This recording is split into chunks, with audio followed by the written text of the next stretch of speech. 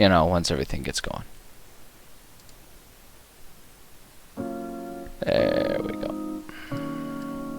Put me up in that corner there. Get that open up. Yeah. Okay, that should do it. Holy crap, that was quite the process there. First stream coming back after a vacation. Wasn't really expecting to have to troubleshoot my stupid mic, but there we are. I guess no good vacation goes unpunished, as my dad always says. So here we are. Boy. Okay. Gotta remember what the hell I'm supposed to be doing here.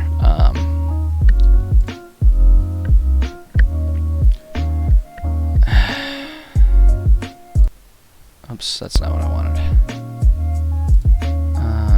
I'm just gonna turn that down just a smidge.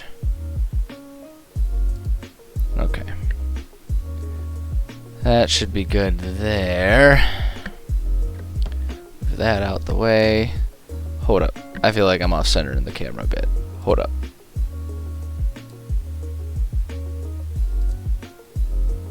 No, that's too much. There it is. Has to be perfect. Okay. Okay. I think I'm good to go. Holy crap. Okay. Welcome back. Welcome back. Here's some tech issues that you didn't have to deal with before.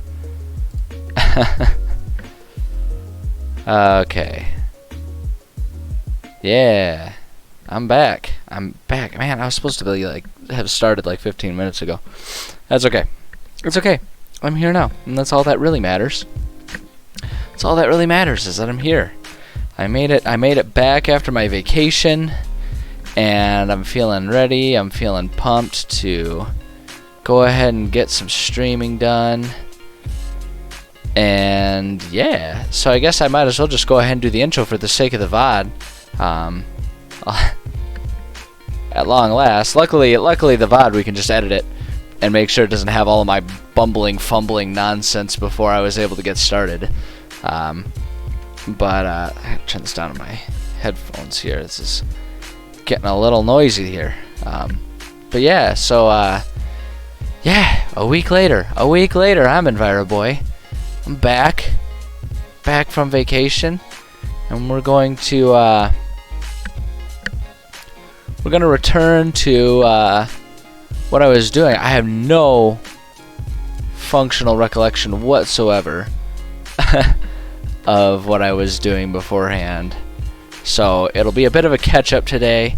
Might not get as much done. Oh, hey, how's it going, Dr. Smile? Yeah, I mean, I'd certainly love to get my views up, although I'm such a mediocre streamer, I don't even know what I'm supposed to be doing to do that anyway. Yeah, happy Monday, man. It's good to be back after a week off. It's nice getting back to a routine for a change again. God damn, what was I doing? I don't even remember what the hell I was doing. That's right, okay, I was working on the mansion. Fucking, I don't remember anything about what I had. Sweet, yeah, get your friends in here. That's the more the merrier. The more the merrier, man. I appreciate that. I mean, they're going to be disappointed because I'm just sitting here fumbling trying to remember what the hell is going on here. Okay, so we were working on the manor. That's right. We had the floors going. Now, wasn't it like... Yeah, so this is the second floor, and the second set was actually the first floor. If I'm remembering this right, because we've got second story of the mansion and the first story of the mansion. We're working on the first story because it's like what the players are supposed to get to second. Because I was gonna have them just have to fucking climb in through a damn window. Right, because that's right, because this is supposed to be a it's supposed to be fortified for the main baddie of the whole region. And so he's not just going to leave his front door wide the fuck open. Who would do that? Only a stupid person would do that. and I don't like making my bosses stupid. I prefer to make them clever and challenging. So that way it's like, you know, the players earn whatever they're trying to earn.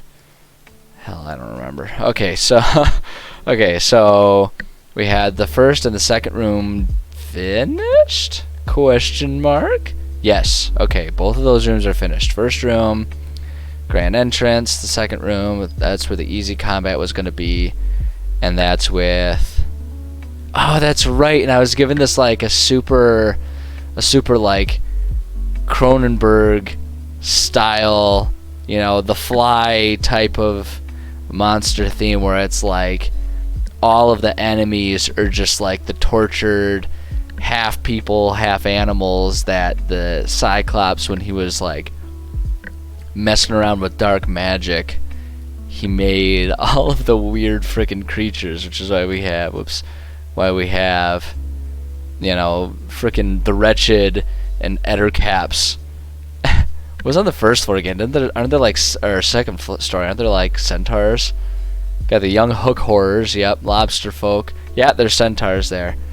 Which I think it makes perfect sense that the centaurs are actually prisoners on the second story, because stairs are difficult for them. I mean, they're not horses aren't conventionally stair creatures. I mean, hell, I had a dog growing up that didn't even like stairs. Fuck, man, I barely like stairs. I appreciate their functionality, but I much prefer an elevator or an escalator. So, which I guess you could make an argument that an escalator is stairs, but I don't know. I feel like I'm sort of trampling on what's the one comedian, Mitch Hedberg's. May his soul rest in peace on his territory if I start talking about escalators being stairs. We're working on. I want to try and finish up this mansion today, which is the final map for it's like the final area for this region. Although it's not the last one that'll be writing. It's just the most likely. It's just more likely that the players will get here before they go elsewhere. So, hey, welcome, TJ Woolridge. You're the 233rd. No, I'm just kidding. You're the first in my book, TJ. Well, welcome. I'm trying to remember what the fuck I'm supposed to do for a stream. It's been a week. I was visiting some friends all last week, so I didn't stream at all.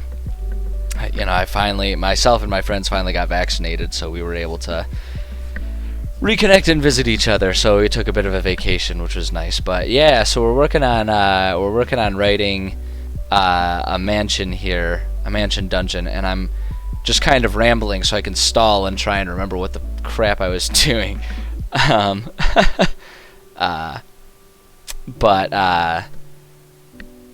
Yeah, so we're working on a mansion. Let me pull up. You know what I feel like I need for myself? I feel like I need to just look at my map and just get my bearing, like literally get my bearings in this world again. As I spent quite a bit of time nowhere but like the here and now for a week there, and now I have to like rebring my brain to a space of being like creative and being in a different world here. So let me pull up my stupid map. There you are. Sorry I called you stupid map. You're not stupid. I love you. Hold on. Yeah, so we are over here. We're working on this island. Oops, nope. We're working on this island. Drag it over here so it's like front and center. Hey, thanks for the follow, TJ. Glad to have you on board. But yeah, so this is the island. Hold up, I also have. Where's anything in this? Is it on here? No, why did it bring me there? That's not all where I wanted to go. Okay, here we go. Yes, this is the one I'm looking for. This is the map I'm looking for. Okay, so this is our island. So we can see here island, there island. I feel a belch coming on. Hold up. I'm drinking soda. It was a mistake. Ooh, oh, that was pitiful and depressing. I think you guys are both cool. And the fact that you're singing each other's praises shows that you're cool people who appreciate other cool people. We're just gonna like stand in a circle and pat each other's backs all day long, and it's gonna be a great feel-good day.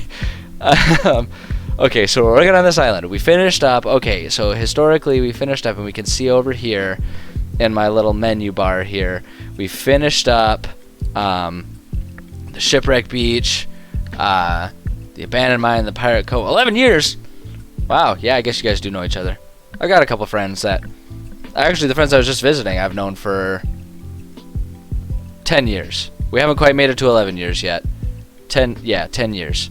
I've known them, and no, I hear what you guys are saying. Like, you're not friends for that long without, like, you know, learning a whole poop ton about each other. That's just the way it goes. All right, I guess I'm not allowed to center it. Fine, I didn't want to center it anyway. Okay, so we finished the Shipwreck Beach. We finished the Pirate Cove. The Pirate Cove, that's right. The Pirate Cove was the cool one that had, like... Oh, that was another belch. That's... Oh, God, I am just vile today. So the Pirate Cove was the cool one that had... I was proud of myself for coming up with it because it had, like, the secret underground secondary map that's just... Or not underground, it's underwater. Where the merp folk can travel around to screw with the players. Then we had the Abandoned Mine, which is kind of basic, but there's nothing wrong with a basic thing, especially after doing something super neato like in the Pirate Cove. And then the Whirlpool, still need to design that, but I'm not going to worry about that one today, just because that's offbeat, and I don't suspect most players will ever encounter that one. Because it's kind of meant to be just like a bonus location, and I might even up the difficulty beyond what the formula that I normally follow would do. But we'll care about that later. So today we're working on the old manor here, finishing it up. Hopefully, that's my goal. I want to finish it up. I was bummed last week that I didn't finish it up because I knew it would happen like it is today, where I didn't know what the crap I was doing, and I've forgotten everything that I was working on. But we'll get it done today, so that way we can just start fresh. And the good news is I've already kind of mapped it, so I just kind of have to fill in the blank here. So we got to come up with a medium combat, which I'm just gonna pull up my go-to, my go-to tool, or my go-tool. I don't know. I feel like that sounds a little condescending for some reason. We're gonna go to Kobold Fight Club, which is sort of my favorite tool as far as just trying to figure out what level, like how to distribute enemies to make it like a specific level of difficulty of combat within a map. So I'm just gonna random medium it. So what does it have us doing? It has us doing 5 level 1s and 1 level 2. Do I have an enemy distribution that can do that? We do. Okay, so we're gonna do 5 harpies and 1 ettercap. Why not? I don't know.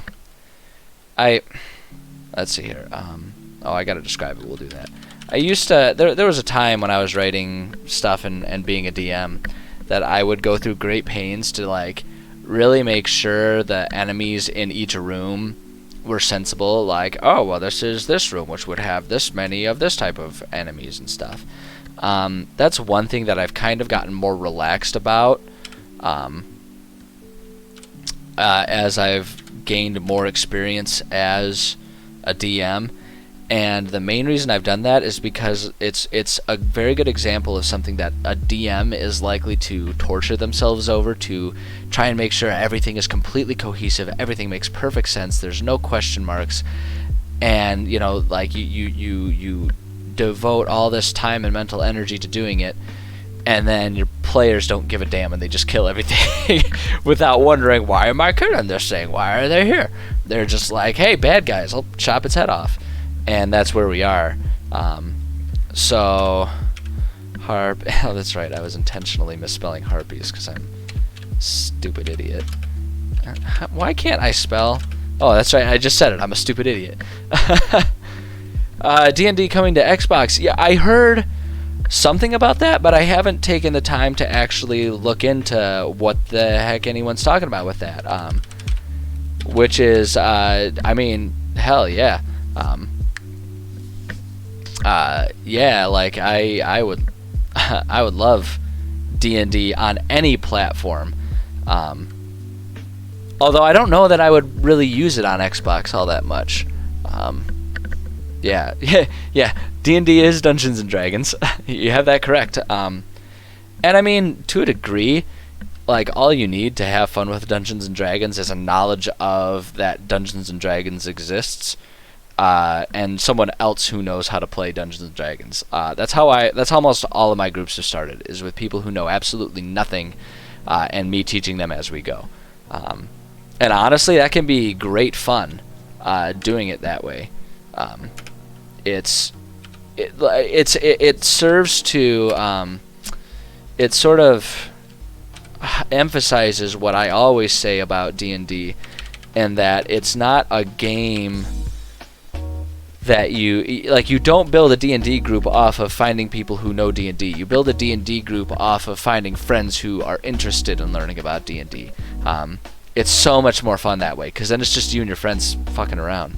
And I mean, who doesn't enjoy that? CR to 450 XP. But yeah, I don't spend as much time worrying too much about rewards. I don't spend as much time these days worrying about why are there 5 harpies and 1 ettercap in this room. Like, why are they placed there? And it's more so just about, like, I worry about it to the extent of why are these creatures in this dungeon, and then as far as why they're in a specific room of the dungeon, unless there's a very specific reason for putting certain numbers of enemies in certain rooms or certain locations, I just don't worry about it. Because it is extremely unlikely to be something that the players are going to worry about. And as long as I have an understanding in my head about why they're in the dungeon in the first place, it's real easy in the moment to ad-lib stuff for players if they do surprise you and decide to get interested in that. Okay, hold on, rewards. So it's 1,000, 450, 450 XP to split. And then, I don't know, what, see, and like, here's another thing too that I've sort of changed my approach over the years as being a DM. I used to always be like really concerned about making sure there's a tangible reward anytime there's a combat. And these days, again, I make sure that there's ample rewards within the dungeon. But then as far as like per combat, it's like, no, not, you know, a bunch of harpies aren't going to be flying around with bags of 50 gold apiece. That's stupid. I'd be like in real life, yes, DM is Dungeon Master. You got that right. But it's like, you know, the concept of all enemies carrying money, that to me just feels like if I went out to the street, found a stray dog and bashed its brains in, and then expected it to drop $50 for me. Like, no. A lot of enemies aren't going to have... they're not going to have cash. Like, that's just not what they do.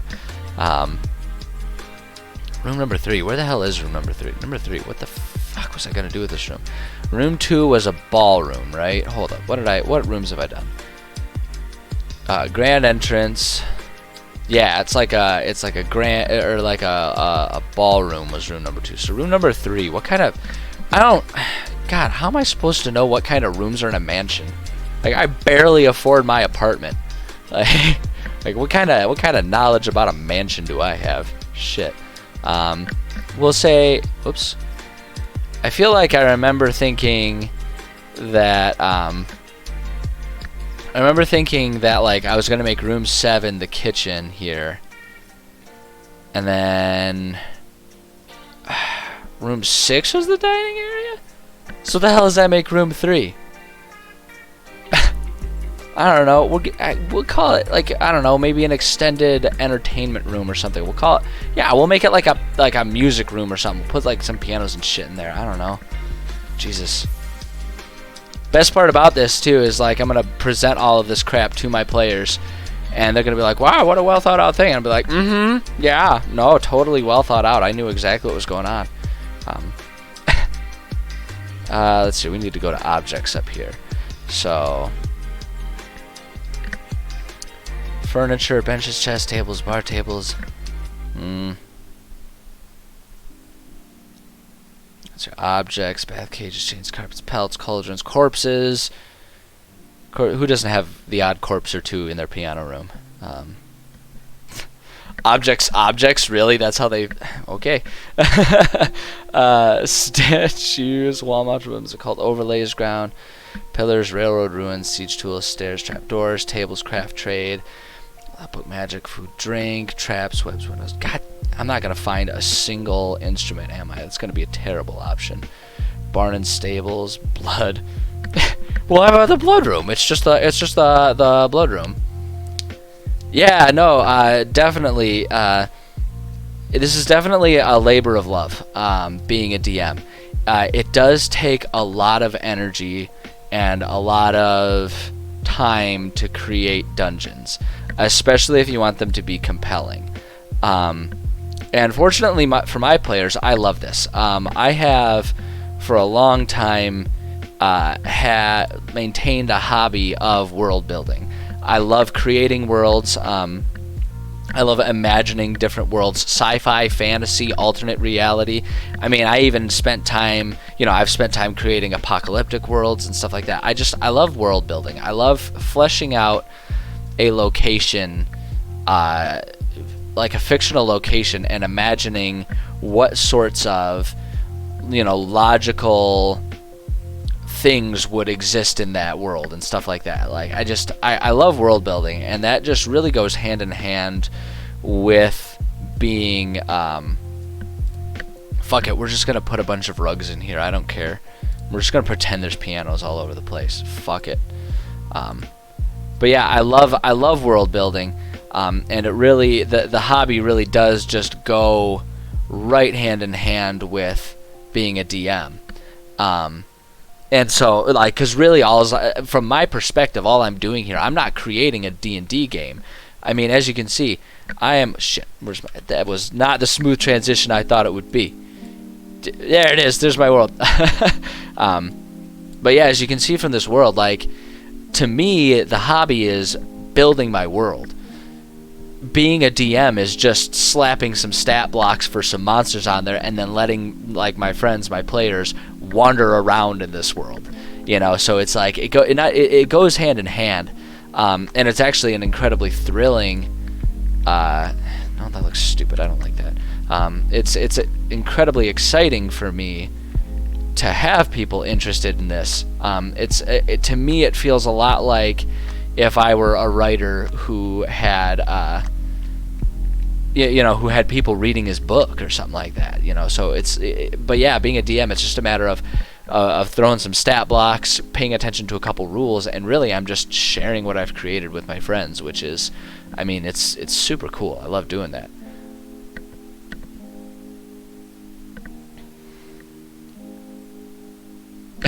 No, you know what? I've never really gotten into Minecraft either. And to me, I think that's actually pretty logical.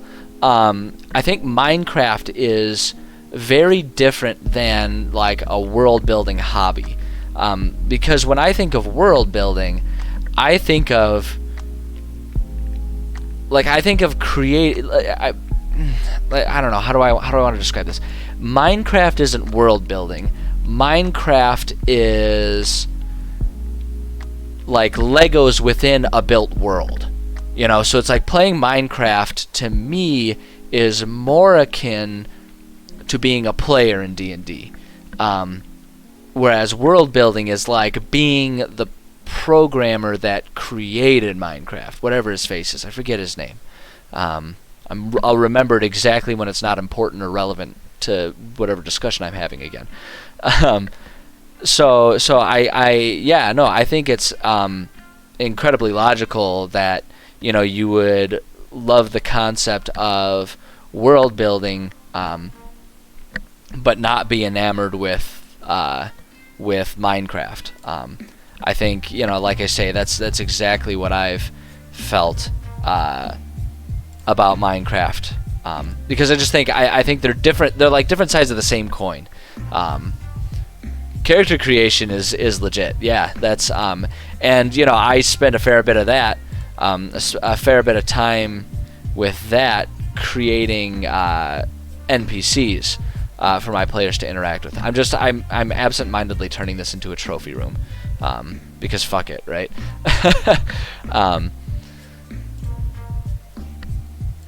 Yeah, we're gonna put like a big, massive. Was that a bear? I don't even know what the hell I'm mounting there. Whatever. Who cares? I'm gonna put a goat's head around here somewhere too. Screw it. But yeah, no, character creation is fun. And I think I actually have more fun with that when I'm in a player setting, and that makes sense because for me, like, I love creating D&D characters as well. Like, if I'm a player, I have more fun creating a character and imagining what they can do rather than, you know, actually doing the things in a way. I mean, don't get me wrong, I love being a player in D&D too, but it just they're very different. Despite being part of the same generalized hobby, I think they're very different. They're very different mindsets that you would be in, I guess, is what I'm trying to describe here and how I'm trying to say it. Hold up. We're gonna put a giant bearskin rug here.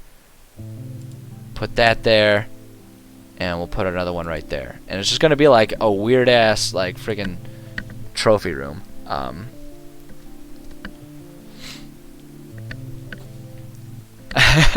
I like, okay, so immediately when you're giving us, when you're throwing out those names, Tommy Thunder, Tommy Ace, and Tommy Danger, my immediate thought is, like, within a D&D world especially, all of them coexisting, and they just call themselves, like, something ridiculous, like Tommy and the Tommies, and they're like a band of adventurers that are all just, like, they have different roles, and, like, they all magically know which Tommy they're referring to when they just say Tommy, but, like, no one else has any idea what the hell is going on. I like that, though, and I agree with you. Like, I bounce between creating myself in a game and creating just a completely new imaginary character. I think both have their merits in terms of having fun. So I choose to do both, really. I choose both. Okay, so it's a trophy room. I don't know, fuck it. Like, whatever. Sing one note, just sing. Don't give me this crap. Don't give me this Microsoft crap. Okay, let's see here. I gotta write a description. This room has been converted by How did I spell Ignatius? Ignatius. Ignatius is the main bad guy of this area. Like, he's the big bad boss man. It's got to go down. Oh, nice. Okay, yeah. So you got like a different character for each realm of the good evil spectrum. I dig it. I like the concept that you've got like concrete characters that you can like fall back on depending on like the mood you're in for playing too. I think that's kind of a cool idea. I've never really done that. It's like I'm always just creating a fresh new character whenever I do that. So I like that idea of like having some baseline archetypes that you can just like go into. The other fun thing would be is if they're all actually the same person. He's just got like severe multiple personality disorder, doesn't realize it. That'd be a fun one. So this room has been converted by Ignatius into a trophy room. Whenever he hunts a particularly what am I looking for? Particularly big creature on the island, he likes to flaunt his success by taxidermizing. I knew I would do it wrong. Taxidermizing, not taxidermizing. Let's see here. Oh, okay, they are the same person. Oh, I love playing evil characters. well, like, and I think that's one of the things that's really fun about being a DM as far as like the actual gameplay goes, is as the DM I spend pretty much all my time being the evil guys. And I mean, it's so true. Evil guys get all the best lines. They're so much fun to play because everyone's the hero in their own mind, right? Everyone's always trying to be the hero. So it's like, it's really kind of fun to just like cut loose and let yourself be a dickhead sometimes. So yeah, I absolutely do that. Let's see.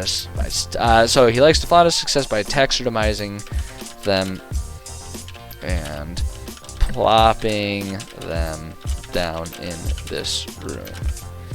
It's barbaric. It's barbaric. I don't know. I'm not gonna add that flavor. That's like an opinion. I try to avoid doing too many opinions when I'm like writing out flavor text for players. I like them to make their own opinions. So we'll do that. I don't know. Any other rewards? Oh, here's what we'll do. Rewards. Players can take any of the pelts to use as material for clothing / armor if they wish. Boom. If they wishy. If they wish. Bada bing, bada boom. There we go. That gives players with the, like, cause okay, players in D&D always have such sticky fingers. They're always looking for something to pilfer out of any room. So I try to make sure every room has like something of value, and that it's like it's a really uncommon occurrence that a room will be devoid of fun things for them to steal, you know. So that'll work. You can do that, and if they don't want it, then they can just leave it behind. The prudes. I mean, what am I, making a game for their benefit? Let's see here.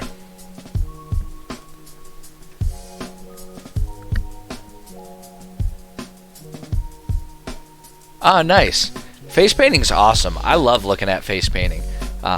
It freaks me out to have my face painted, so I don't do it very often, but I love looking at other people when they do it. I think it's really cool. It's kind of the same as tattoos. I love looking at tattoos, but like I have zero interest in getting a tattoo of my own. But I think that's awesome. That's a really unique skill to have. To be like a face painter and provide that kind of stuff for people, like in anything. Like I feel like that's something you could use to, you know, score a buck or two whenever there's a Renfest in town or something like that. I think that's awesome. That's a really cool hobby. Okay, so that's room 3. So we're going on to room 4 here. Other side of the area. So like I feel like I should just like map out what each of these rooms are. So I'm gonna just take a minute. We're gonna just take a minute. We're gonna do that, and we're gonna do that, so I can like see everything and kind of think of what on earth I'm doing with this map. Yeah, okay. Like obviously I don't do it with face painting, but I feel you on that perfectionism. Like you gotta, I don't know. Like I'm a big adherent to the concept of if it's worth doing at all, it's worth doing right. You know, you don't want to screw it up. And I feel like face painting you would definitely have to, because like if you get the perspective wrong or something like that, it's gonna just look all kinds of wonky. Let's see here. So these are all in room 3. So what we're gonna do, so this is just some cleanup that I always try to do. Group all that together in room 3. Because like all of these assets, because once I'm done with this map, what I'm going to do is I'll create a PDF version of the map that I can then use for online games, or I can use as a template for if I'm doing in-person games and I have to just like on a large battle map, you know, just draw out the dungeon or something. Excuse me, try to not belch into the microphone. Because I'm just so disgusting today. I don't know why. I don't know. Well, I know exactly why. I'm drinking a soda and I'm like, why am I burping? I don't know. Where the hell was my mindset? Oh, yeah. So, like, what I'll do is I'll create a digital, like a PDF of the map that's just like, that's the player version, but I will always keep this template available. So if I ever need to go in and edit it, or if I just want to, it's there for me. But because of that, and like you can see, especially when we go up onto this map here, you see all these assets and think about each room. You know, each room is an asset. Each wall is an asset. Every single door is an asset. Like, there are so many assets, and there's already like probably over 100 in just this one little 2-story mansion. And it gets so confusing and cluttered up if I don't keep it organized. So I'm a big proponent of organizing all my garbage that I'm working on. So I clean stuff up there, so that way it's like, because then I can just like, you know, I can just do ungroup, and boom, there it all is, and then we just group it all back up. So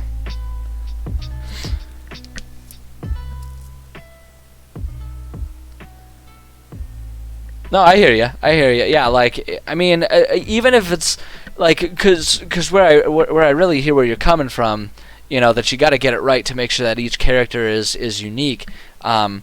Is it's like, even if the viewers wouldn't necessarily notice or recognize it, you'll know. And I mean, I think that it's an incredibly underrated concept of doing something for your own benefit, right? It's like cable management in a home-built PC. Like, if you have a case that doesn't have any transparent walls like mine, no one's gonna know. But I still try to keep it looking nice, because I'll know. And it's just like with this, with what I'm doing with my map. Like, I'll know if it's garbage. Oh, thanks. I mean, it's just a matter of practice. You'd get there. It takes, you know, once you kind of get used to it and figure out what you're doing, it's not super complicated to figure it out and get it going. I'd have faith in you if it's something you ever decided to try. Oh, you know what we're gonna do? Okay, so here's what we're gonna do. I'm trying to organize. We're gonna have. Okay, it's gonna get like super barbaric. So one of the big like when I'm designing things and making my world, because it's like meant to be a world, like my fantasy world that's in the dark place. It's a cataclysmic magical event, be ripped apart the entire world. So things are a little bit fucked up in my world. I'm afraid to delve into that. So I would give my players a little warning about that. Just so they're like, it's not like you're describing a tour scene or something like that. That would be gross for the sake of being gross. But it's like, I don't shy away from the difficult concept that I'm going to explore in room number 4, where it's basically going to be a torture chamber. You know, it's like, and I'm not gonna just like be like, oh, there's some chains around. No, I'm gonna like, they've got a section here. Hold on, where is it? Objects, corpses. No, not clothing, corpses. I'm just gonna lay some corpses around. Like, hell yeah. So we're gonna make it all kinds of barbaric and messed up. And I want to do like some creature corpses too, because it's like, you know, what was he experimenting on? Oh no, look at all they. So these assets look like they're just dancing. Yeah, I'll just look like they're dancing. Holy crap. Oh my god. Oh, sweet. Yeah, we're just gonna put like body parts here. Hell yeah. Okay, hold on. We'll get there. Hold up. Room 4. Just like a head lying around. So this room is one of the more barbaric rooms in the. No, I'm getting too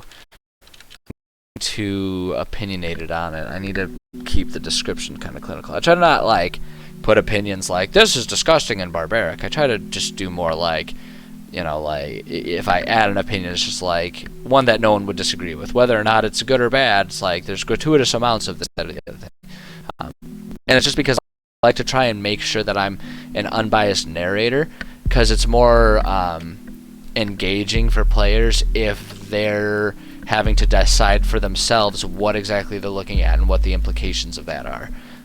So as I'm sitting here trying to describe this, I'm thinking, let's see, what we'll do is what this room once was is impossible to tell through the piles of, we'll just say bodies and gore that fill it. Clearly it has been converted into a torture chamber. Chambers, we're gonna do torture chamber slash, I don't know, I'm I'm gonna call it a surgical suite. Hell yeah, surgical suite. For Ignatius. Ignatius.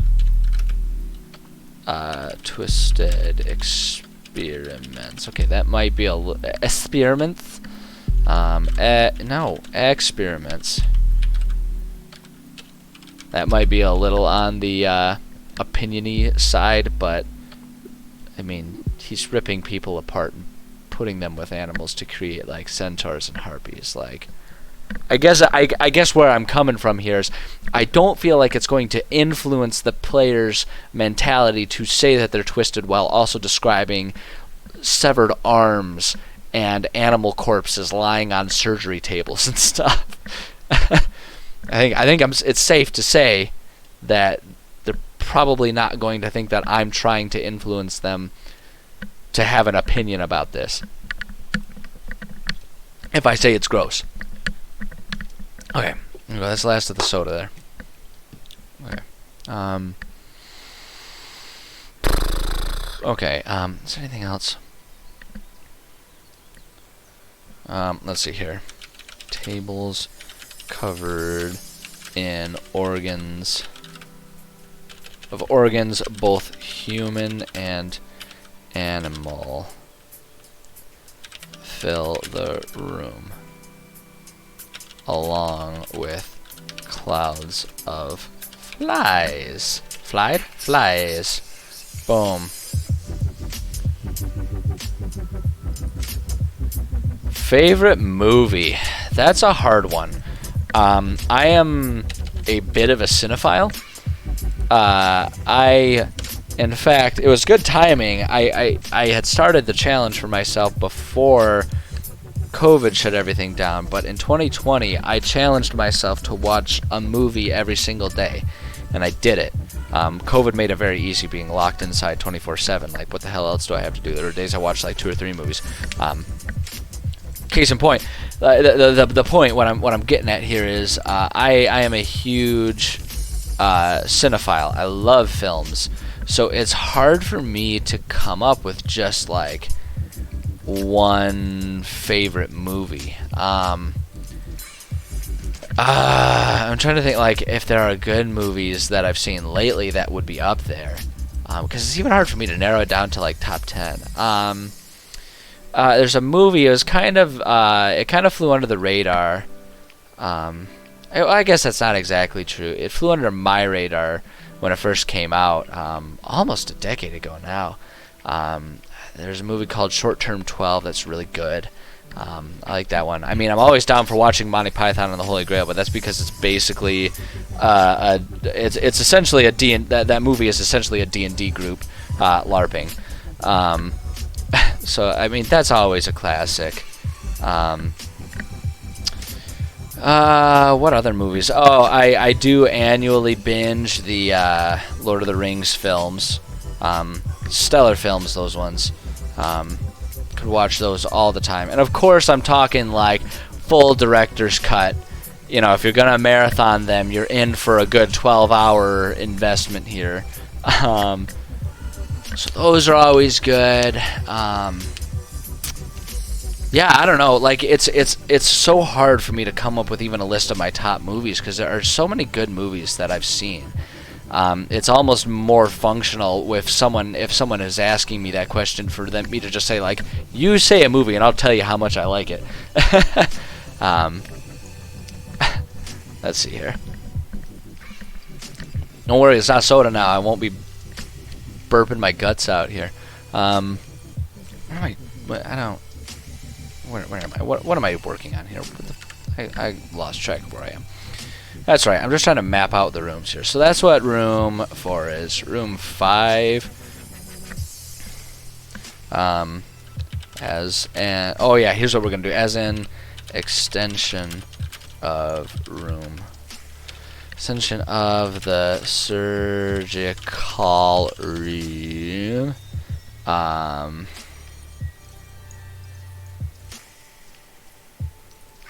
Marvel movies, yeah, Marvel movies are good. I have a hard time putting those ones up there as my top favorites just because they're super formulaic.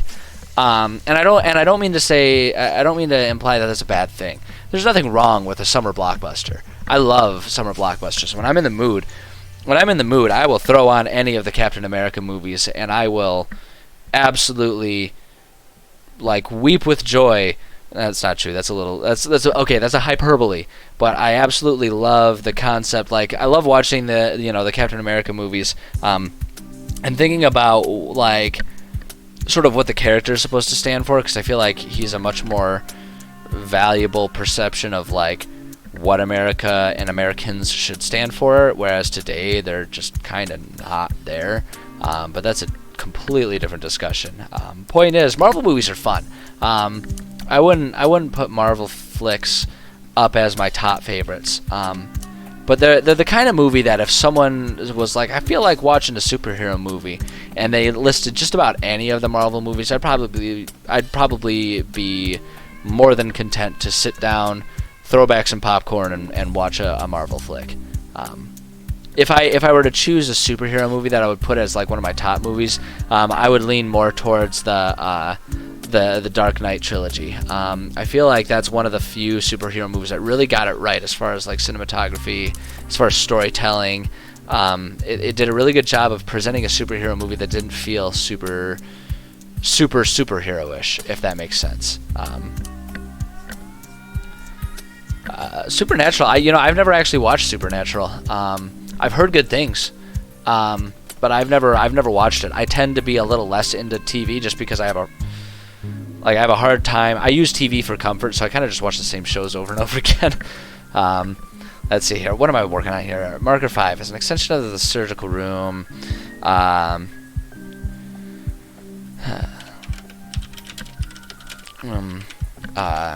Is Ignatius. Oh, there's gonna be a cat. Show him on the camera. There's the tail. Hi, honey. Are you gonna sit right in front of the screen now? Yeah, that's what we're gonna do. We're gonna sit right in front of the screen. My cat. So when I was away on vacation last week, my cat stayed with my parents. And I mean, my parents are wonderful to her. They love her. She's perfectly happy when she's there, but whenever we come home, she is just so needy and all over me for like a week. So we're kind of going through that phase. We've only been back like 2 days now. Isn't that right? I know, little girl. It's an extension of the surgical room. This room is Ignatius experimental. Whoa, hold on. What Ignatius? It's not experimental. Ritual casting, pentagrams, and other magical invocations. Cover the. Oh, excuse me, I lied. There's one more belch there. Cover the floor and walls as evidence of Ignatius. As evidence of the dark work Ignatius devotes his time to. Why do I keep adding extra eyes to Ignatius? Why am I doing that?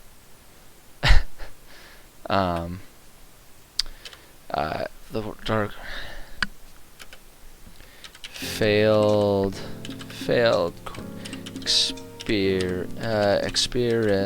why am I just, my fingers are all over the place. My dexterity is just down the pooper.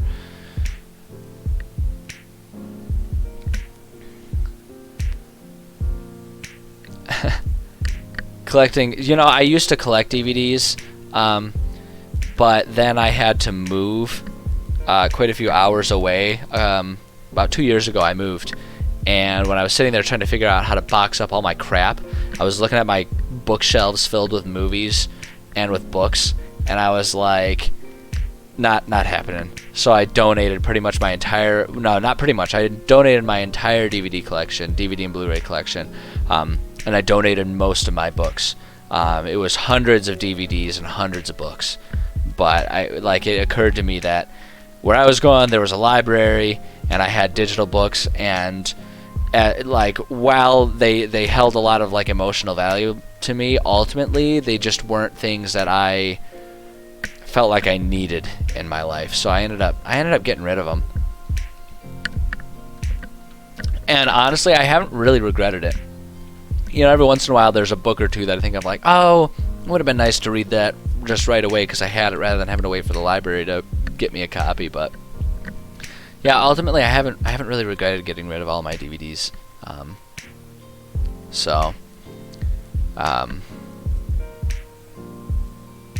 Crap, now I'm like wistful and I forgot what I was working on. Failed experiments are piled in one corner of the room while scorched. There's gonna be a cattail again. There it is. Just like right in front of everything. There she goes. Stupid little idiot. What are you doing? Oh, okay. We're just gonna walk in front of me just to make sure that I was aware that you're going over it here. My cat hangs out. She's my editor. She just kind of hangs out over there. That's my little one-eyed cat. She's only got one eye, which is great because like she doesn't have depth perception, so she doesn't get up on like tall tables and stuff. So like honestly, it's pretty great. Hey, how's it going, Spesh? Let's see here. So let's see here. Failed experiments are piled in one corner of the room while scorch marks and old blood stains cover the room. Boom. Okay, so that's room 5. Okay. If I'm never gonna guess, then I'm not even gonna try. Yeah, you just tell us, Spesh. You lay it on us. Okay, so that's 4, 5, 6. 6 is the dining hall. That's right. That's what I already know. I already know what's going on here. Let's see here. This room. Oh damn. Oh damn. Nice. Congrats on the haul. That's awesome.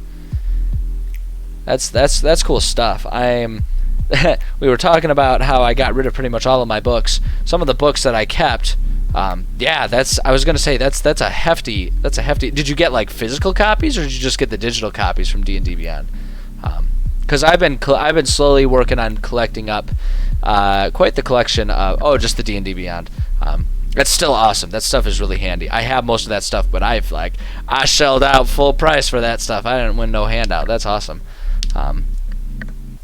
Yeah, I've been building up a collection of like various tabletop RPG books and guides and stuff like that. I mean, primarily, obviously, I've got mostly D&D 5e stuff because that's what I spend most of my time playing. But I'm like collecting up a lot of different games. I've got, I've got the staples: Pathfinder, Starfinder. I've got the Fate book. I've also got Call of Cthulhu. But then I've been collecting up some more offbeat stuff. Like I've got the Legend of the Five Rings, which I really want to play that game, but I have yet to find anyone who's interested in playing that one with me. That's a really cool concept for that one. And then I think one of the most unique ones that I have, one of the most unique books, I have the book for the Princess Bride tabletop RPG game, which is so bizarre to me that it even exists. But my sister gave me the book as a gift not too long ago. I forget what the occasion was. It was like a couple years ago. But yeah, I've got that one too, which is really goofy.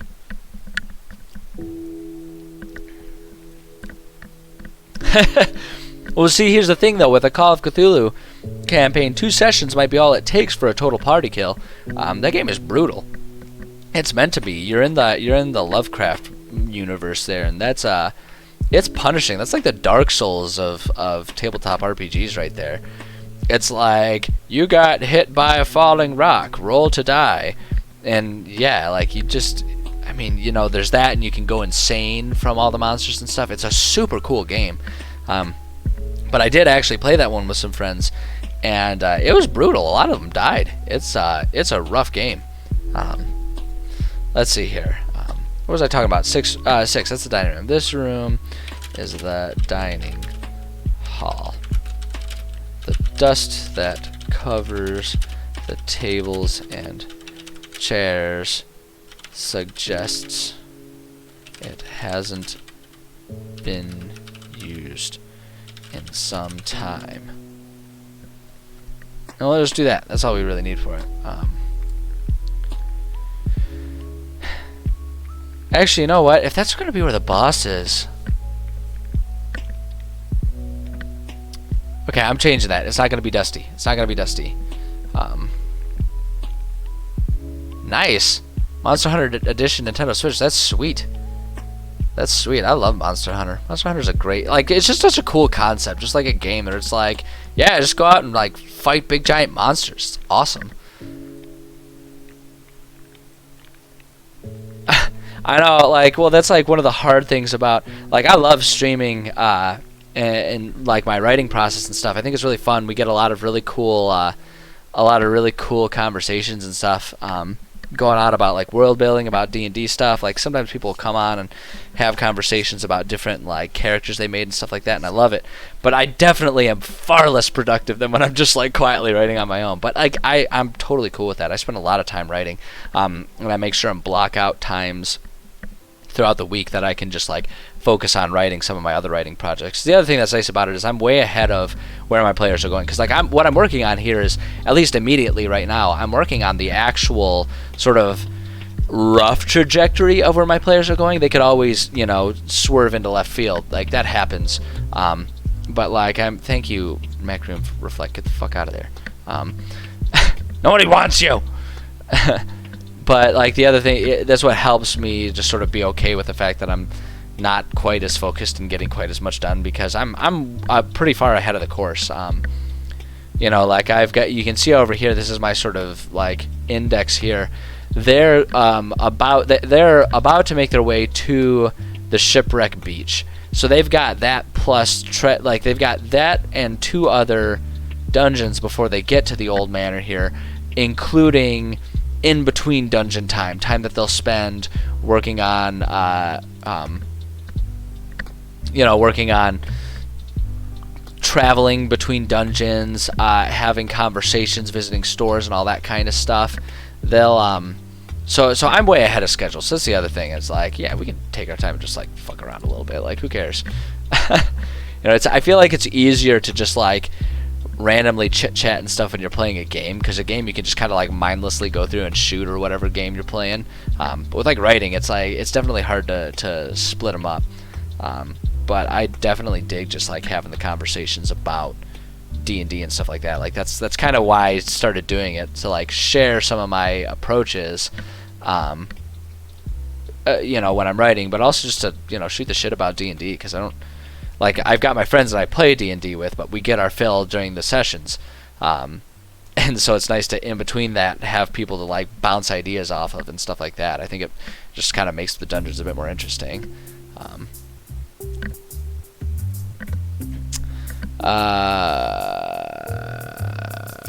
This room is the dining hall. That's right. So that's what I was going to do. The room is the dining hall. And so here we got, so this is where the boss combat is going to be, and that was determined by random rolls of the dice. One of the things that I do to make the writing process more interesting and challenging for myself is I will, like, randomly assign different, like, what different rooms are going to be, unless I've got something very specific in mind. I just kind of randomly assign what room is what based on, my template here for what each marker is going to be, and then where they show up in the dungeon.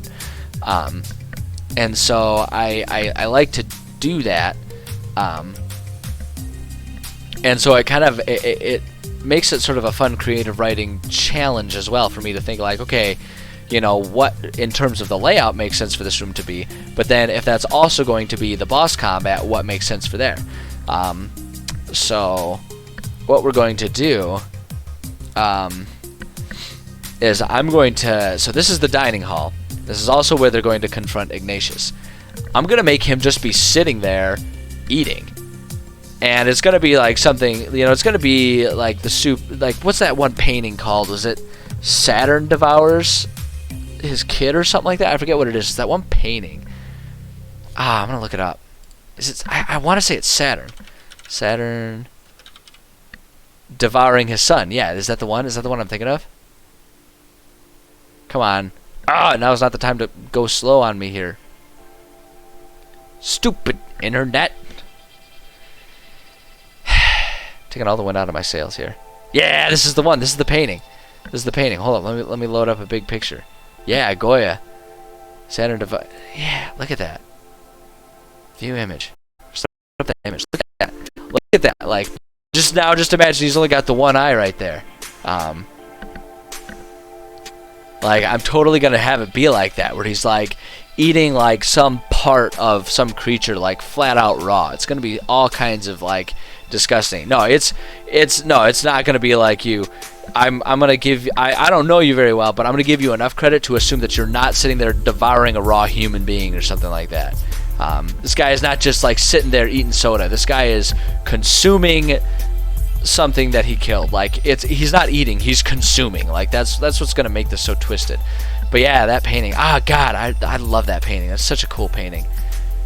Like, it's so. Like, because when I first look at it, okay, so story time about this painting. I first saw this painting. I don't think most people have tried human before, and I think that's an okay thing. You know, cue the famous discussion that everyone always has. Like, would you eat human if you had the opportunity? But we're not going there today. But the first time I ever saw this painting, that's Sean Connery. No, the first time I ever saw this painting was in college. I was in a modern art class. Was it? No, it wasn't modern art. It was antiquities. It was antiquities. And we were going over the Sublime movement in art. I forget. I couldn't tell you. I couldn't remember if I tried the era. You know, of like what years it happened. You know, was it in the Gothic time or something? All I remember is like we're discussing sort of a movement towards the sublime. You know, the beauty in horror, almost like that type of thing where it's like it's beautiful in how unnatural or uncomfortable or creepy it is. You know, that's like kind of what sublime is. And I remember we saw this painting, and it was the first time I had ever seen this painting, and like when I first saw it, I was like, this looks really amateurish, and I'm not really that interested in it. And then, you know, like that night I'm laying there going to sleep, and the painting is like floating. It's like in my mind. It's like plastered to my eyelids while I'm sitting there trying to go to sleep. And it's like a week later, I'm still thinking about this painting, and it's just a painting that has forever cemented itself in my mind. And it's like it's one of those paintings where I looked at it when I first saw the painting. I was like, whatever, doesn't seem that impressive. But then it stuck with me, and it's stuck with me. So anytime I can invoke the feeling of Saturn devouring his son, I do, because I think it's a cool painting. But anyway, I digress. Like 500 times today. So this room is the dining hall. Ignatius sits here. Why do I keep adding the extra eyes? Why do I do it? It's Ignatius. He's only got one eye. Get it? Get it? Because he's a Cyclops and his name only has one eye. That's not true. It has two eyes. But it has like one lowercase I, which is the dot. I don't know. Fuck it. I'm bad at jokes, man. Ignatius sits here, emotionlessly consuming one of his kills from earlier that day. What he eats is indiscernible. Is it obble rather than ibble? Indiscernible. How did I spell it? Oh, indiscernible, not indiscernible. It's indiscernible. Indiscernible beyond that it is clearly the raw detached limb of some poor creature.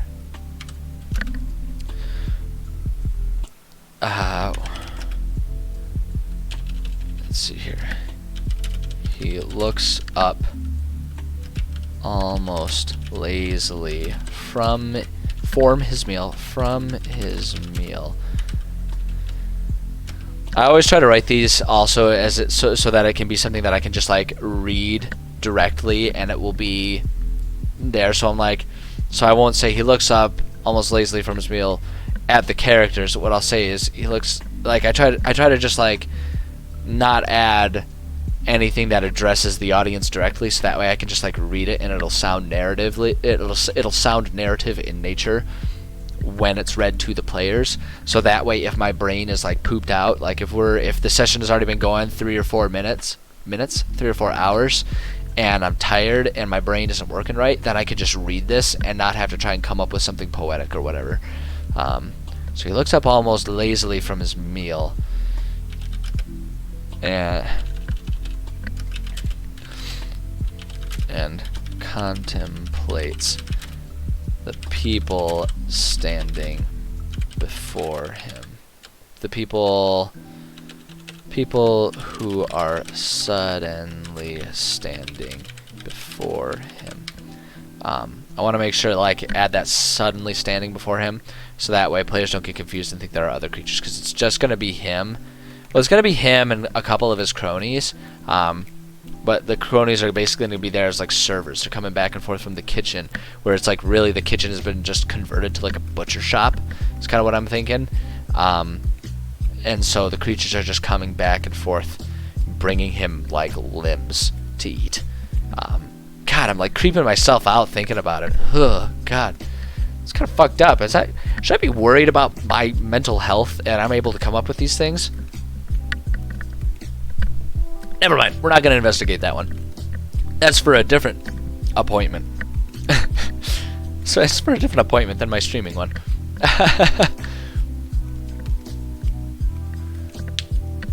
Yeah, well, hey, man. Well, welcome to the stream. I'm glad you're able to join. I'm definitely don't blame you. You know, no fault on your shoulders there having to go take care of stuff. I've got a strict end time of local time, my time, 3:30, which gives me about 40 minutes left.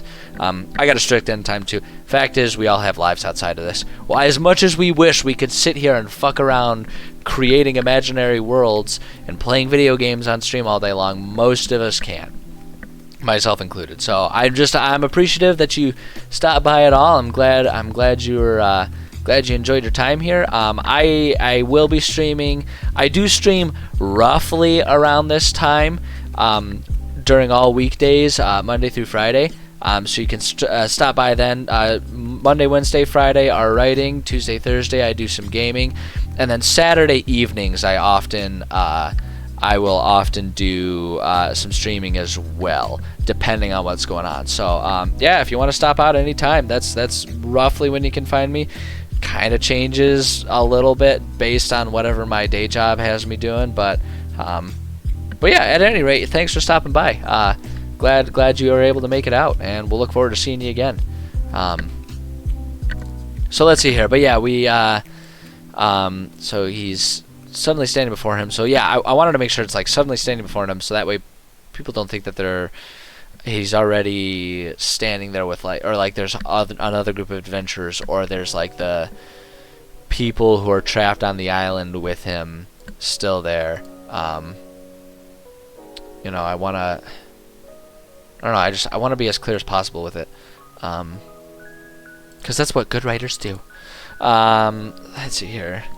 A slow, stupid grin fills his face.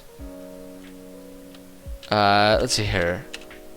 And spreads across his face as a mix of saliva and blood dribbles down his chin. Oh God, I'm giving myself shivers just thinking about how gross that is. Oh God, that's disgusting.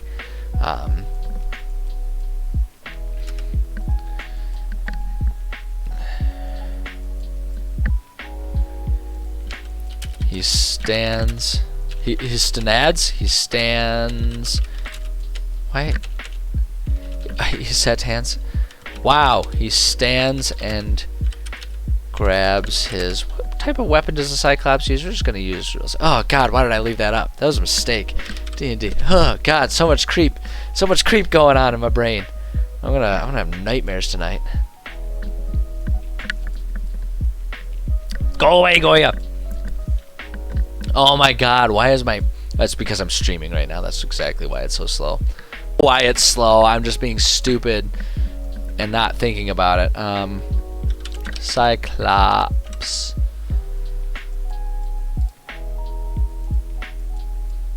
Cyclops monster. I love the way they drew the monster. He's got like that big cherry nose. Like look at it, look at his tomato nose. He got a little tomato nose. I like that his like pecs are kind of proportionately small for the rest of his body. I don't know. That amuses me. And anyway, what is he? Yeah, he uses a club. That's what I figured. All right, so he and grabs his club from off the table in front of him. Excited to have some new prey to hunt. Bada bing, bada boom. There we go. So there's eventually going to be the monster stuff. Like I'll have to add his stats and everything, but we'll get there. I'm just trying to map out the dungeon right now. I want to keep it. I'm just trying to map out the dungeon because I kept getting kind of confused and stuck on what I was gonna do for. I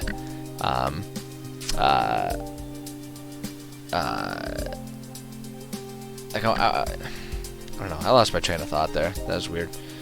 But yeah, like I kept describing how I was losing my train of thought about the rooms, and I lost my train of thought. There's got to be like 15 Inception jokes in there somewhere. But yeah, I'm just trying to map this out so that way I can keep the rooms straight and know what the hell I'm working on here.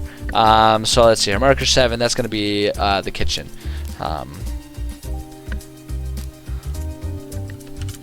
The kitchen of the mansion has been effectively converted. I'm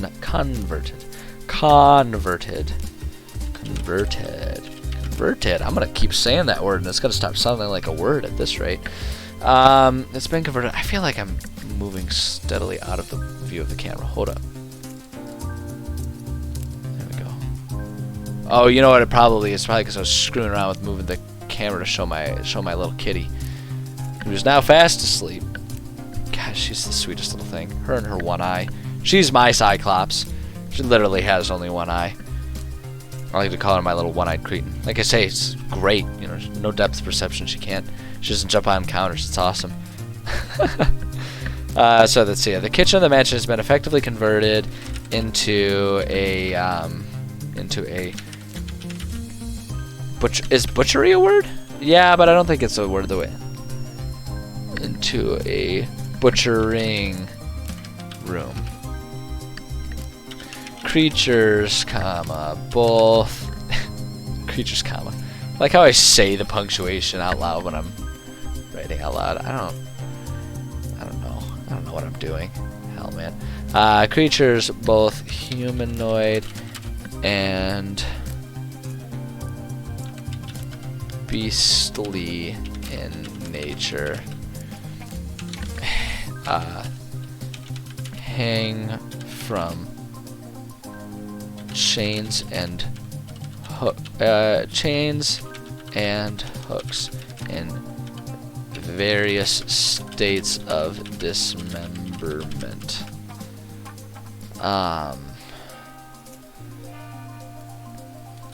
Though the ovens, yeah, though they would have ovens. They wouldn't be ovens like we think of them today, but they would have like an oven as in like a cooking fire on the inside for cooking things. I mean, yeah, medieval time they had like kitchens and stuff. Again, not like in the sense that we think of them, but remain functional. They don't appear to have been used for a very long time. Yeah. Yeah, we're getting all kinds of dark and twisted in this. Like, fuck it. Let's go all out, man. Oh, wait. Wait. Go back. And back. And back. There we go. There it is. I'm gonna keep it up. You know what? Screw it. We're gonna keep it up, and we're gonna keep invoking that nightmare.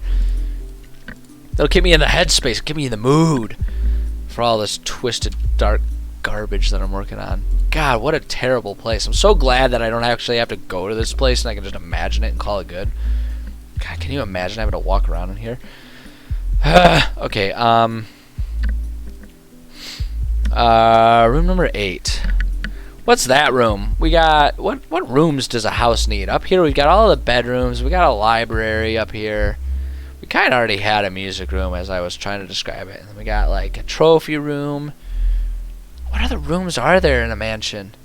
It's just a sitting, we don't have a sitting room, it's just be a big sitting room.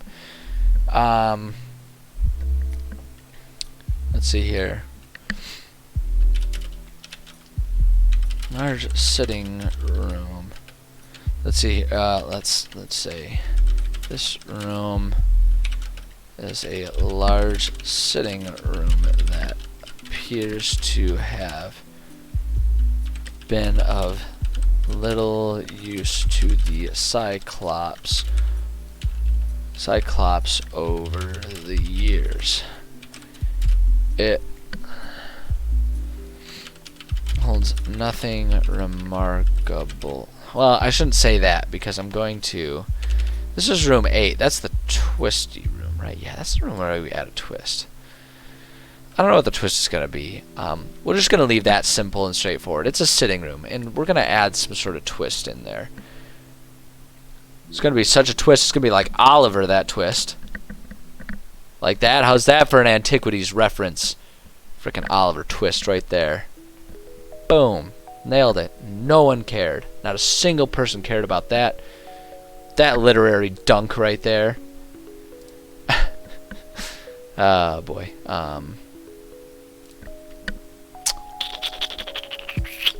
Let's see. It's room 9. Fuck, what's that room? Oh, that's gonna be a supply room. Oh, that's perfect. That's for the reward too. That's perfect. Yes. Oh my God, I was accidentally a genius right there. I'll tell you what. I mean, it wasn't an accident. It was on purpose. I'm a genius all the time. I know exactly what I'm doing at all times. Okay. So reward. This room is filled to the brim with the tools for Ignatius' various experiments and rituals. Let's see here. Potion supplies. Fill various shells in a haphazard way.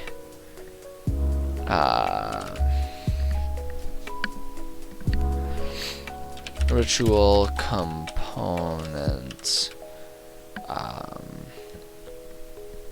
are stuffed in every nook and cranny that can be seen in the room. Chests filled with different bottles, tools, and utensils. Is that right? Utensils.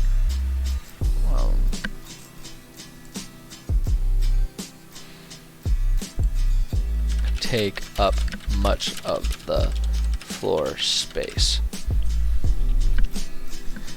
It is a veritable treasure trove for anyone looking to, let's say, for anyone interested in alchemical and arcane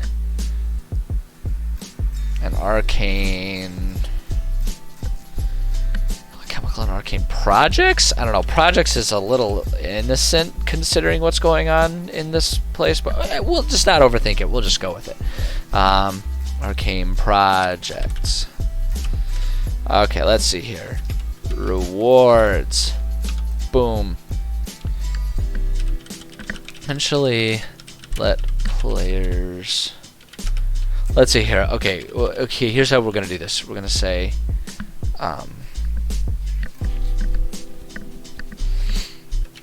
allow players to look for any supplies for any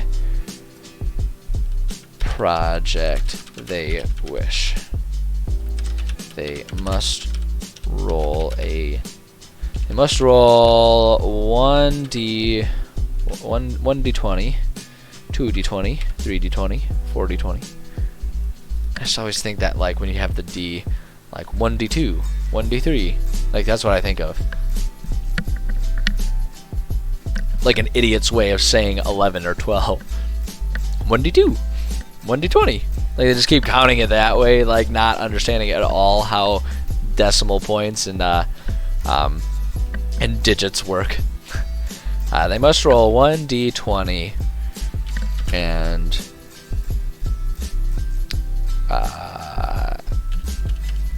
1d20 will do DC 10, adding any proficiencies they have to search for components for each unique project. On a fail, there is nothing in stock for that project. On a success, players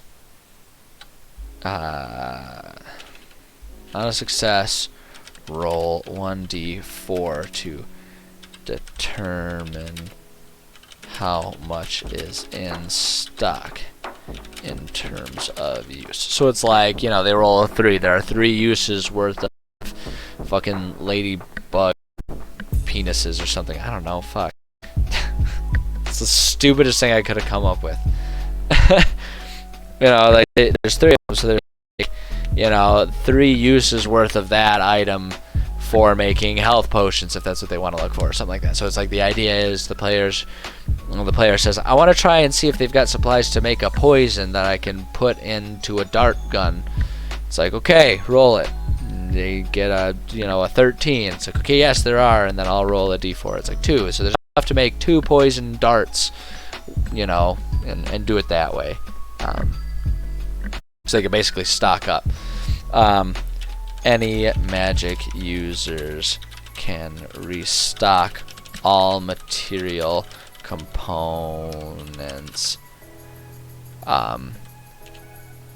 they wish to have for their spells. There. So I don't think that'll be too overpowered, because it'll basically be they can just restock for their spells. So it's not like there's going to be like stock for a level 9 spell. It's just for their spells, because they don't know what they need for a level 9. So it's, or you know, yeah, level 9 spell. So yeah, we'll do that. We'll do that, and I like that. I really like that. And then marker 10 here. This room is simply a large. What am I looking for? What's the term? Large, like cleaning closet. A large. I don't know. So just say it's simply a large storage closet, filled with various cleaning supplies and tools. There is little of value here. The door could be easily barricaded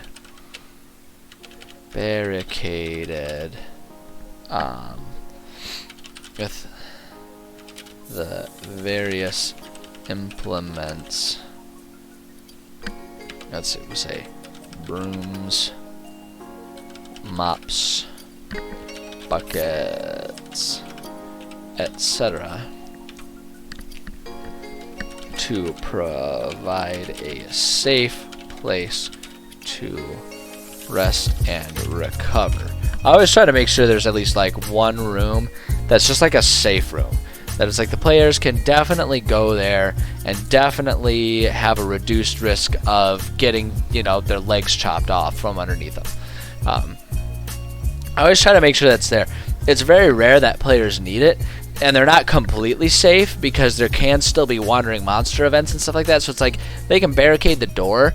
So the idea is that they at least have the chance to get a long rest. Because if they just like plop down in the trophy room, of course they're not going to get a long rest out of it because there are other creatures wandering around in this area. It's not going to work out that way. So I always try to make sure there's at least one room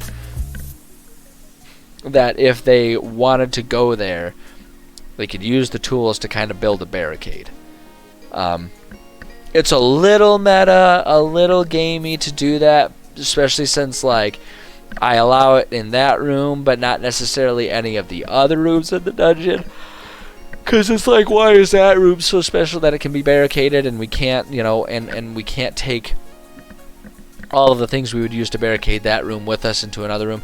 It's a little meta game mechanic, but it serves its purpose, and I have yet to receive any complaints about it, mostly because anytime it comes up, the players are like, oh shit, oh shit, oh shit, we need rest. So they're not gonna look a gift horse in the mouth too closely there. So that's what that room is. A safe place to rest and recover. Let's see here. We'll just do note: if players wish to take a long rest, they must still roll on the random events table to determine if they are successful in their rest or if they are disturbed and unable to properly rest. Okay, yeah. Okay, so that maps out what the rooms are like, at least in terms of description. Hey, nerdy drunken monkey goblin. Wow, that is a complex existence. But thank you for the follow. I appreciate that. Glad to have you. Glad to have you aboard. Glad I'm interesting enough that you would follow me. God, that is a cool name. Nerdy drunken monkey goblin. Is it like, so a monkey goblin? Is that like a goblin version of a monkey or a monkey version of a goblin? Like what's the descriptor and what's the modifier? I mean, nerdy drunken, that's obvious. It's almost redundant depending on what circles you roll with, but I don't know. I think either one's awesome, and especially I'm going to say that because you gave me a follow, and I think anyone who gives me a follow is awesome. So, you know, there's that. So, okay, so we've got our rooms kind of mapped out now. Now let's flesh them out a little bit more. I don't always pre-map them out that way. Maybe I should. Goblin version of a monkey. Okay, I appreciate that. I thank you for the clarification. I feel like I have a better mental image now. It's still disturbing, but it's more clear. No, thanks for joining in. Glad to have you aboard. I won't be streaming a whole lot longer. I've got about 15 minutes left before I got to take off for an appointment, but I do upload all my VODs. So glad to have you aboard. I've got a lot of the VODs on my YouTube. I've got all of them on my YouTube channel. A lot of them are still up on the Twitch channel. So you can go back and get your fill, and then, you know, we'll catch you on the next stream or something like that. But for now, we still got some writing going on here, and glad to have you joining us. So, yeah, I don't always pre-flesh out the rooms. Maybe I should. It's probably a better practice to do that. But this time I definitely did because I kept sort of struggling to figure out what each room was going to be. Because, again, I'm filling out a mansion. I don't know what rooms are in a mansion. Do I look like someone? I'm wearing flannel. Like, do I look like someone who frickin' knows what goes on in a mansion? I'm in a frickin'... Like, I consider myself extremely lucky that I have a 2-bedroom apartment. I have a whole extra bedroom that I can store shit in, which is, like, largely empty because I don't have shit that needs to be stored. Fuck, I'm poor. Let's see. We'll swallow those tears and move on. But yeah, like, I just kept getting kind of backed up and confused here. So, okay, room 4. Hard combat. I'll show you hard combat. God, I'm such a child. Okay, there he is. my inspiration for this, like, fucked up torture chamber Cronenberg style dungeon I'm working on here. Okay, we're just gonna use this tool. Just give me a random hard one. CR8, god damn it, not helpful. 4 level 1s, 2 level 2s. That works for me. 4 CR1s, 4 CR2s. Okay, so now that we've got that, let's just go ahead and expand this. Monsters. Monsters. 4 level 1, 2 level 2s. Is that? Wait, hold up. Yeah, frickin', god damn it. I hate when it does that. Okay, we're gonna do 4 and 3. Does that? I click random hard and it gives me a medium. Look at that. That's the one that's bold. That's so stupid. It's the one thing about this tool is a tool. Your tool. God, I'm just so all over the place right now. Holy shit. It's just where my brain is. I was on vacation for a week last week. I don't know where I'm at. I can't be serious right now. Are you kidding me? Okay. So we got 4 CR1s and 3 CR2s. There it is. So 4x of the harpies. CR1, 200. Oops, XP a pop. There, and then the next one we got 3 Eder caps. 3x Eder caps.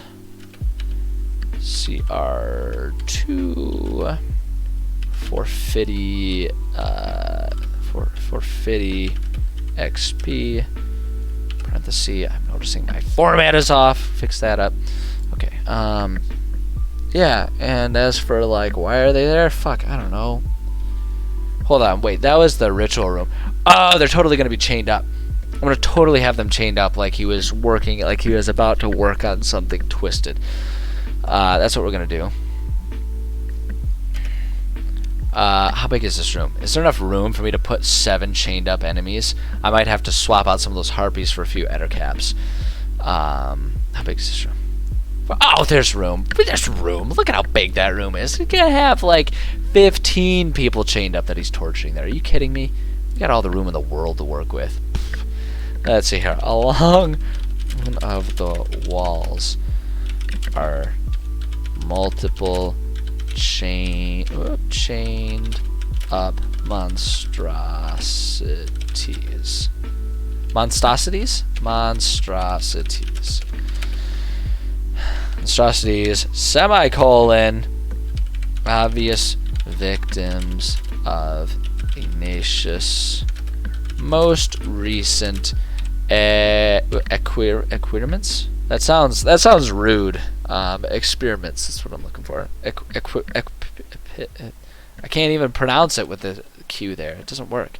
Experiments.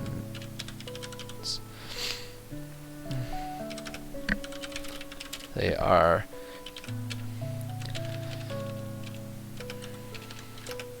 let's see here. The captives are in various states. Various. I keep adding the extra. I think there might be something going on with like my key switches in there because I'm adding so many extra eyes. I'm wondering if it's just like. I think it's extra sensitive. I think something's causing it to be a little extra sensitive, and it's just like adding an extra eyes there. In other words, it's not my fault. It's never my fault. It's the fault of the keyboard. Duh.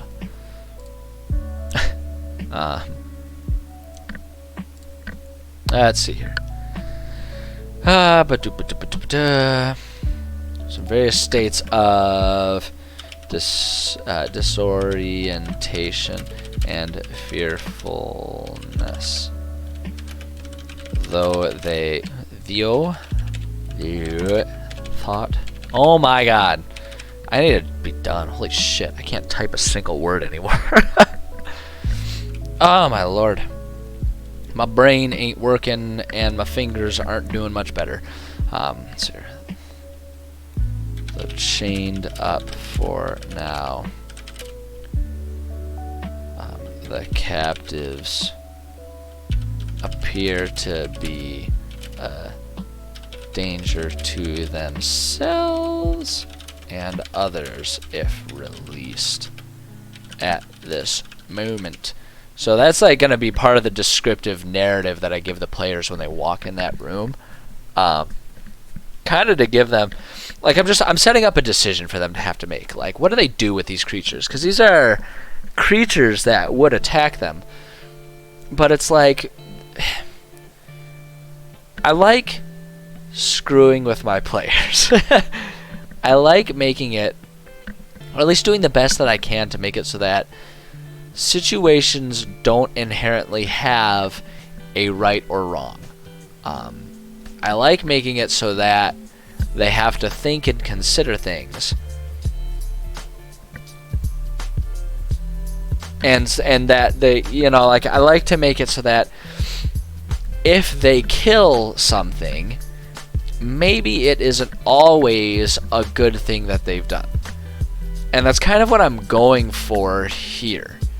I'm trying to, like, this whole dungeon, all of the monsters they're fighting ettercaps, harpies, centaurs, hooked horrors. All of these creatures are like, at least when I view them, are basically splices of something humanoid and something not humanoid. And what I'm trying to set up here is a dungeon filled with weird frickin' things that on the surface look very much like, oh my god, what is this monster? Kill it with fire. But as they go through, I'm hoping to provide for them clues, hints, bits of, in-game lore that suggest to them, like, oh, we might be killing innocent individuals that have been, injured, damaged, and changed by magical means by this butthead that is living here, this butthead of a Cyclops, so that we might have accidentally been indiscriminately killing his victims. But what's cool about it is it'll still add, even if they start thinking about that, there's still some moral gray area, because, like, I'm very much also trying to invoke a sense of, like, which Alien movie was it? Was it the third one? Was it the third Alien, where there's, like, all of the experimental spliced Ripley's that, there's the one on the table, like, kill me, please kill me, right? Like, I'm trying to invoke that too. So it's like, I basically I want my players to be fucked up in the head after this. Is what I'm going for. So if they're having an existential crisis by the end of it, job well done. Rewards. So obviously there's going to be the, let's see here, 800 plus, hold on, 450 times 3, mental math, 1350? Yeah, because that'd be 900 plus 4, so that's, 1350 plus 800 brings us up to 2150. 2150 XP to split. I always make sure and say to split it, like the players don't get all of that in one go. They have to split that amongst however many players there are. But I always do it to split rather than pre-splitting it, because what if one session one player can't make it, so there's only 4 of them. You only get experience. You only get experience if you helped, dang it. If you were gone, then too bad. That's it. You get nothing. To invoke a crappy a crappy impression of Gene Wilder, who is just in a league all of his own. But yeah, so I don't like to give them too much stuff. Like you gotta earn it. And then I don't know, rewards. There are lots of body parts around. Oh my god, around if the players are interested. I'm just gonna put a ... there just to highlight the fact that I really hope that that's sarcasm and not a genuine thing that we have to worry about. God, would that be fucked up? Okay, let's see. I got 5 minutes left. I got 5 minutes before I gotta do the hard cutoff for the time here because I got other appointments I gotta make. So we're just gonna fill this with all kinds of dead creatures and people. I don't know, dead spider. Oh, it's a big spider. We'll put like a dead spider. Ooh, yeah, we'll put the dead spider there. We're gonna have like all of the creatures, all of the poor guys like chained up there. So we'll just do like a dead rat over there, maybe. Let's put a dead lizardman. Yeah. Oh wait, that's a huge dead lizardman. We don't want to make a dead lizardman that big. Why are they all so huge? Look at that dead lizardman. That's like 15 feet long. What the hell? It's a 5x5. Dead lizardman. Oh, ripped up lizardman. Dead goblin. Yeah, there we go. We'll put a dead goblin in there. Why not? We'll put him like intertwined with the spider. I don't know. Dead hobo. I don't know why that tickles me. They have a dead hobo. Who doesn't run across the occasional dead hobo in their life? Why do they call it a dead hobo? It seems so insensitive, doesn't it? Who's that? I don't know. He's just some dead hobo. I don't know why that one's wrecking me. Holy shit. Okay. Oh, look at that. A dead Etten. How big is it? Yeah, it's fucking huge. I knew it. I knew it. Knew it. Dragon folk. Dead dragon. No, we don't want to use any dead dragons. Can you imagine, like, this early stage, they're all level 4 or 5, and there's a dead dragon? We'll put a dead horse. Yeah, why not? We'll throw a dead horse in there. Dead horse. Now I gotta put some... So that's good for the creatures. I did want to just like put some body parts and stuff around the people. There's not gonna be many people. There's not likely to be many people. We'll put like a dead people. Ooh, a skeleton pile. Oh, I like that, but I don't think there's room for it. I don't want to overdo it. Where did I find? We're dead like severed limbs somewhere. Where the fuck did I find those? In here somewhere. Ah, there you are. Just like, you know, occasional arm thrown around here. We'll put one in a different... Oops. Put that one like that orientation. There we go. Just like some random severed arms. You know, whose laboratory doesn't have the occasional severed hand or something? So we'll do that. Now we need to go... object. I think it's still in objects. Statues, kitchen objects, statue wall mounted. Cauldrons. Cages and chains. That's what I'm looking for right there. Yeah, so we're going to put like some cages and chains. We'll put like big cage right there. Maybe a couple hooks. I don't know, put a hook there. A couple hooks lying around. Some shackles. More shackles. There we go. Lots of shackles because there's going to be all the creatures like chained up over there. And then we need to put, let's see, furniture. I want to find some tables. Here's what we'll do. We're gonna just do like table. We'll do table, and then what I want to do. Was it under objects? There's a specific something I'm looking for here.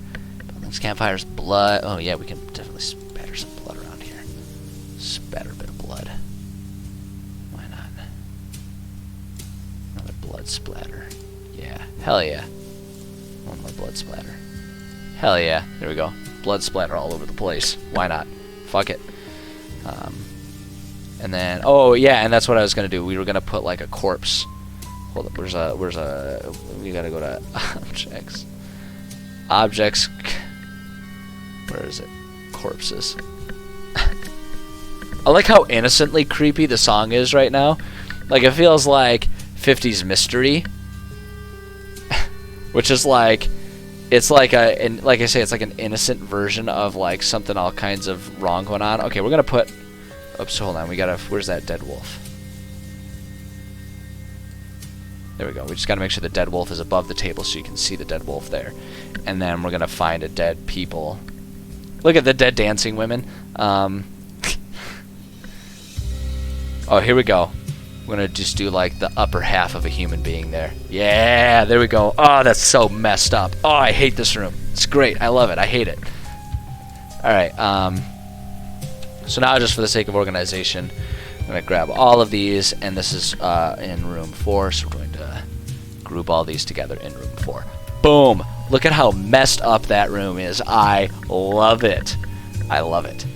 And that is, oh, look at that. That is dead on time. 3:30.